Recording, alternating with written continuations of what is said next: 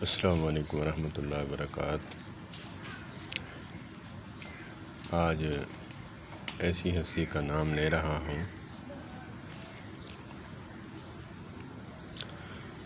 جو کافی پرانے بزرگ ہیں، جماعت اسلامی کے امیر ہیں۔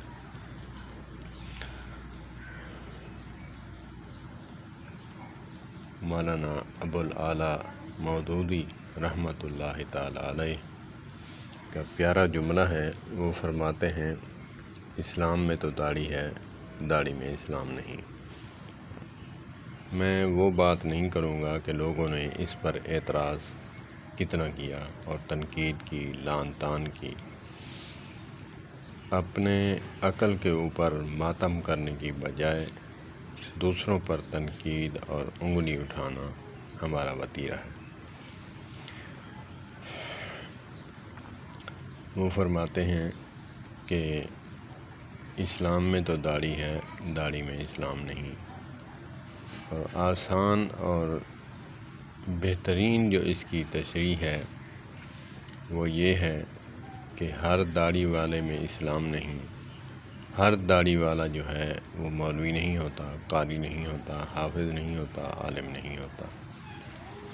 اسلام میں تو داڑھی ہے لیکن ہر داڑھی والے میں اسلام نہیں ہوتا۔ تو میں نے ان کی تائید کے لیے جملہ آگے بڑھایا ہے۔ علماء کا خادم ہوں، ادنا سا طالب علم ہوں، سیکھنے والا ہوں۔ انہوں نے فرمایا کہ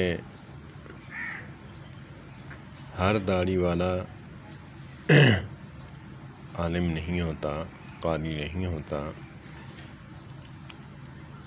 ہر داڑھی والا ہے مبلغ، عالم نہیں ہوتا۔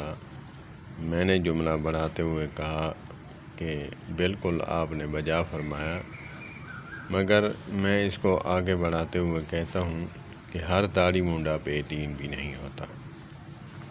کمال ایسے سفر کرتے ہیں ہم گاڑیوں میں تو کمال داڑھی مونڈے ایسے ہوتے ہیں جو دین کا علم رکھتے ہیں، ماشاءاللہ ہمیں بھی نہیں معلوم ہوتا کہ یہ بات کہاں سے اس نے سیکھی ہے۔ تو اسی طرح مولانا ابوالعالیٰ مودودی تفہیم القرآن کے بانی، جماعت اسلامی کے بانی، تفہیم القرآن کے لکھنے والے مولانا ابوالعالیٰ مودودی رحمۃ اللہ تعالی علیہ، اللہ پاک ان پر رحمت فرمائے اور ان کی کمی کوتاہیاں معاف فرمائے، ان کی مغفرت فرمائے۔ وہ فرماتے ہیں ہر داڑھی والے میں اسلام نہیں ہوتا۔ میں نے تائید کے لیے جملہ بڑھایا، ہر داڑھی مونڈا بے دین بھی نہیں ہوتا۔ اگرچہ ہر داڑھی والے میں اسلام نہیں ہوتا، ہر داڑھی مونڈا جو ہے بے دین نہیں ہوتا۔ اللہ پاک ہمیں عمل کی توفیق عطا فرمائے۔ اگرچہ چند مٹھی بال رکھا لیے ہیں تو اس کی لاج رکھنے کی بھی اللہ پاک توفیق دے۔ توفیق تو تب ہی دیتا ہے جب بندہ مانگے۔ والسلام علیکم ورحمۃ اللہ۔